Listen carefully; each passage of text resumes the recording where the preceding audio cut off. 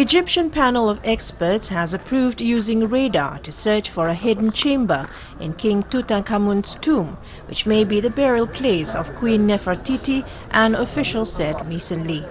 Archaeologists have never discovered the mummy of the legendary beauty, but renowned British archaeologist Nicholas Reeves said in a recent study that her tomb could be in a secret chamber adjoining Tutankhamun's tomb in the Valley of Kings at Luxor, southern Egypt. Reeves, who was in Luxor in September to probe his theory, believes one door of Tutankhamun's tomb could conceal the burial place of Nefertiti. A committee of experts has given its approval for using radars, Mushira Musa, Antiquities Ministry spokeswoman said. According to Reeves, professor of archaeology at the University of Arizona, Tutankhamun, who died unexpectedly, was buried hurriedly in an underground chamber, probably not intended for him. His death would have forced priests to reopen Nefertiti's tomb 10 years after her death, because the young pharaoh's own mausoleum had not yet been built. But Minister of Antiquities Mamdouh al-Damati believes that such a chamber, if found adjoining Tutankhamun's tomb, may contain Kia, a wife of the pharaoh Akhenaten, or his daughter Meritaten. Nefertiti played a major political and religious role in the 14th century BC. She actively supported her husband, Akhenaten, the pharaoh who temporarily converted ancient Egypt to monotheism by imposing the single cult of sun god Aton. Damati and Reeves hope that sophisticated radar equipment will reveal the existence of another funerary chamber in the heart of Tutankhamun's tomb, which the minister says would be the discovery of the century. The final resting place of boy King Tutankhamun, who died in 1324 BC after just 9 years on the throne, was discovered by another British Egyptologist, Howard Carter, in 1922. Smartphone addiction among teenagers is a serious issue. That's why many parents are showing increased interest in camps for youth that offer hands-on experience programs to steer their kids away from the addictive devices. This role-playing exercise is about the excessive use of smartphones by teens. It's being performed by junior high and high school students, many of whom spend hours using the internet and smartphones on a daily basis. This student, Seong-Su's body has become stiff, and he eventually died because he used his smartphone too much. The teenagers learn how to play the guitar and draw pictures with brushes and pens for the first time in a while. Kim Kyun-min, a camp participant, said he wanted to portray what teenagers feel inside. When was the last time you drew a picture with markers? Kim asked. As far as he remembers, he didn't do this even in kindergarten. At first, staying at this camp where mobile phones are not allowed was a challenge to many. Chung Seong-Su, a camp participant, said using his phone before going to bed helps him to fall asleep better. But here he had to stare at the ceiling while trying to fall asleep. He's getting used to it now. Nearly 30% of teens in Korea are addicted to smartphones. Steering them away from addictive devices and showing them the real world beyond the cyberspace at their fingertips may be the answer to what has become a serious social problem. Today we take you to the underwater world, beautifully sculpted by volcanic activity on Jeju Island. Follow us through an amazing geological journey into the deep sea. Divers have gathered to explore the underwater world below the global geopark on Jeju Island. We are going to explore rocks near the Cloud Cone that were formed following a volcanic eruption. Following a briefing on the topography of the ocean floor, they descend and the exploration begins. A bed of tough rocks is seen all around. Volcanic matter repeatedly layered over the years have created a spectacle, leaving the divers in awe. The crew follow a fish to find rainbow-colored corals shaped in flowers and trees. This is just a glimpse of the stunning underwater world of the volcanic island of Jeju. Shuichi Kobayashi, a diver, said the solidified lava turned geography was dynamic. The caves and soft corals were fascinating. The vista can be viewed even in shallow waters, appealing to novice divers as well. Volcanic creations resulting from violent eruptions under the sea 5,000 years ago are becoming a new tourist resource. The first national winter swimming and duck catching game was held in Lingyong County, South China's Guangxi Zhuang Autonomous Region recently. Over 1,000 swimmers of 30 teams from across China participated in the game. Ducks were put into the river and contestants had to swim a distance before they could reach the duck catching area to demonstrate their feat. Ma Yingji, a contestant, said he was very excited. It was fun and very exciting. Duck catching game has a history of hundreds of years in the county. According to locals, catching ducks means a good harvest in the next year.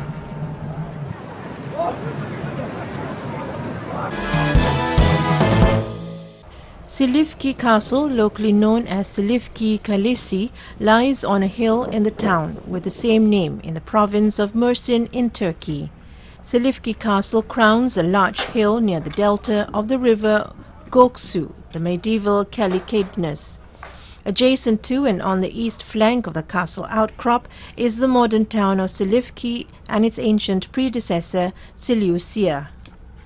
The castle's elongated and somewhat symmetrical outcrop rises to almost 86 meters above sea level at the southern entrance to Göksu Canyon.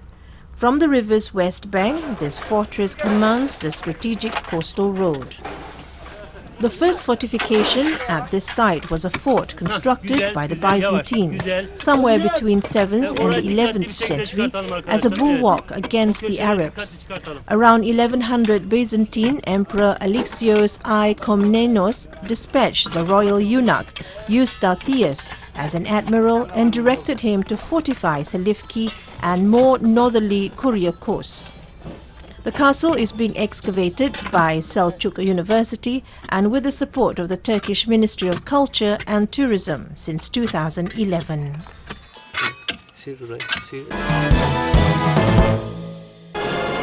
Iran recently unveiled a new and advanced humanoid robot named Sorina 3 in a ceremony participated by Vice President for Science and Technology Sorina Satari. The new robot, which is 190 centimeters in height and weighs 98 kilograms, had been built much more advanced than its predecessor, Sorina 2. At a speed of 7 times faster than the previous model, Sorina 3 is also able to move on uneven and sloping surfaces and climb stairs. It can also communicate with the surrounding environment through vision and hearing and can speak a limited number of words. The robot can recognize the objects and faces and take things using its control system. Iran has in the last few years taken a wide stride in area of science and technology, including robotic sciences. Buckwheat of the Japanese type needs less watering and care, so the Mongolian research team are considering growing this type of buckwheat. They have carried out experiments to grow buckwheat in greenhouses and the open field. If the experiment is successful, the main goal is to plant trees in the Gobi Desert, which are much more appropriate to its feature. It is believed these steps taken will help to sustain the environmental situation. Also, an industrial greenhouse will be built in the southeast province of Adorno Gobi in line with the experiment. Researchers say that it will be a highly efficient measure at this time when condition of desert is becoming more serious as years go by.